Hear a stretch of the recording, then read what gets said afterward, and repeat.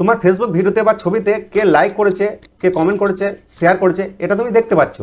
কিন্তু তুমি যখন দেখতে যাচ্ছ যে তোমাকে কে লাইক করেছে, কে কমেন্ট করেছে এবং কে শেয়ার করেছে, যখন তুমি এটা দেখার চেষ্টা করছো তখন কিন্তু আর তুমি দেখতে পাচ্ছ না, এটা কিন্তু শো করছে না। তো এটা কিভাবে ঠিক করবে? আর এটাকে ঠিক করা খুব সহজ। তো এই যে অপশন, এই অপশনটাকে তোমরা কিভাবে ঠিক করবে সেটা দেখানোর আগে তোমাদের কাছে একটাই রিকোয়েস্ট করবো, তুমি যদি ইউটিউব চ্যানেল থেকে ভিডিওটা দেখছো তাহলে অবশ্যই চ্যানেলটাকে সাবস্ক্রাইব করে রাখো। আর তুমি যদি ফেসবুক থেকে ভিডিওটা দেখছো তাহলে অবশ্যই ফেসবুকটাকে ফলো দিয়ে রাখো। তো এর জন্য তোমরা কি করবে, তোমাদের যে মোবাইল, সে মোবাইলটাকে হাতে নেবে। মোবাইলটাকে হাতে নেওয়ার পর তোমাদের যে ফেসবুক অ্যাপ, এই ফেসবুক অ্যাপটাকে ওপেন করবে।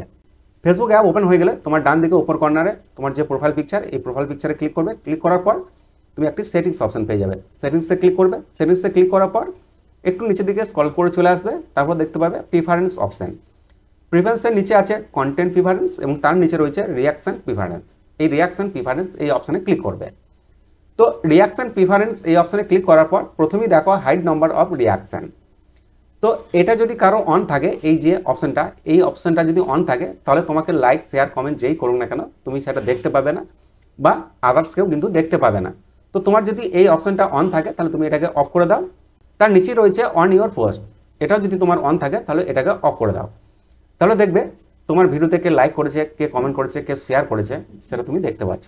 তো বন্ধুরা, ভিডিওটা যদি ভালো লাগে তাহলে অবশ্যই ভিডিওটাকে শেয়ার করে দেবে, ভিডিওতে লাইক করবে, কমেন্ট করবে।